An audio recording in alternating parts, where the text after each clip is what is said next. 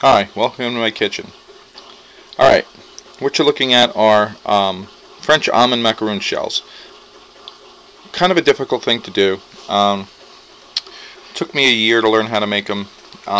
Once you finally figure them out and you get them down, you will probably have continual results that are perfect. Alright, a couple things you need to know.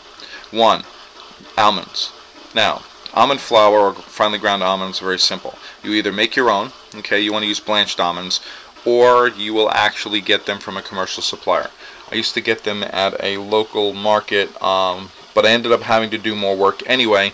So if you're going to do the grinding thing yourself, I would actually suggest that you either grind up your own almonds, or you just seek out a supplier. So finely ground almonds, confectionery sugar. Confectionery sugar in this country has cornstarch in it, and I read a couple of recipes that frowned upon the cornstarch. It's hard to get, so just buy the regular stuff. Store brand is usually cheaper than the name brand. You also need to make a sugar syrup of water and sugar.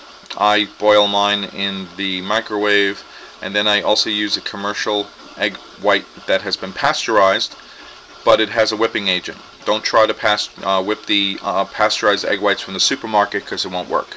Alright, so what we have here is we have the shell.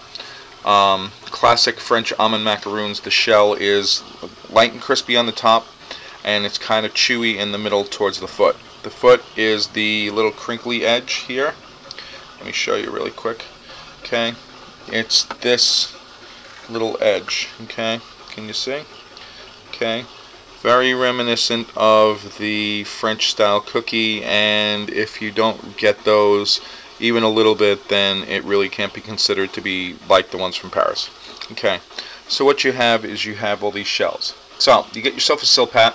I don't like parchment paper, because parchment paper has a tendency, well, one is you have to keep buying it. You buy a silpat, it's good for like 4 years. All you got to do is wash it off, which is great.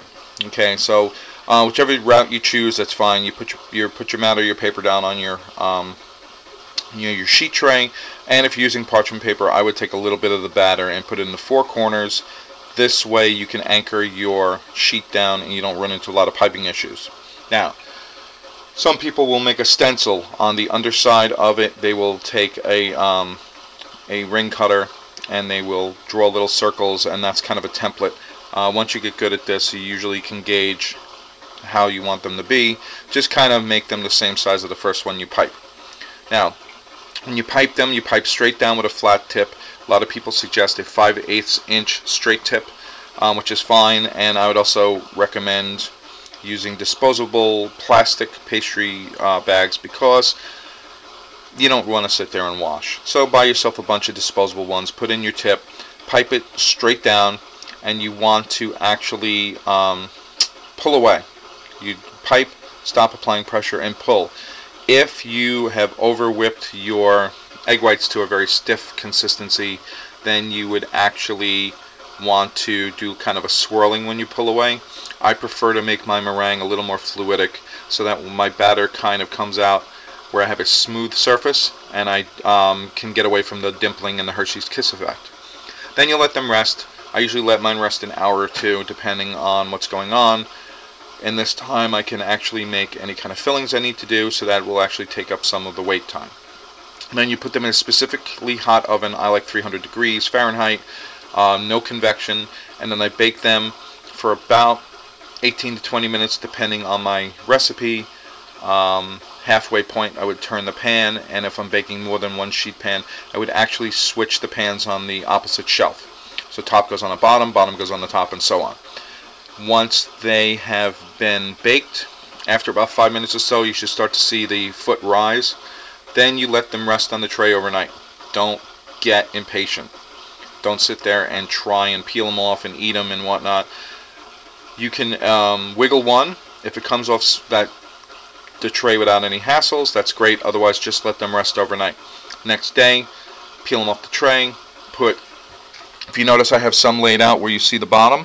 Okay, you would actually stack them like this. You would actually then match up the sizes, and then you would actually take the top and the bottom and put them together, so they would actually look like this. and then when you pick them up and you look at them, that's what you're going to see. Of course, this doesn't have any filling, but that's what you would see. That's the effect you want. If you don't get anything like that, they're still really good, but if you plan on marketing them, get your recipe down. Alright, so that's about it. Next video will be of me actually making them start to finish. Hope you enjoyed this video, and I'll see you soon. Thanks a lot. Bye-bye.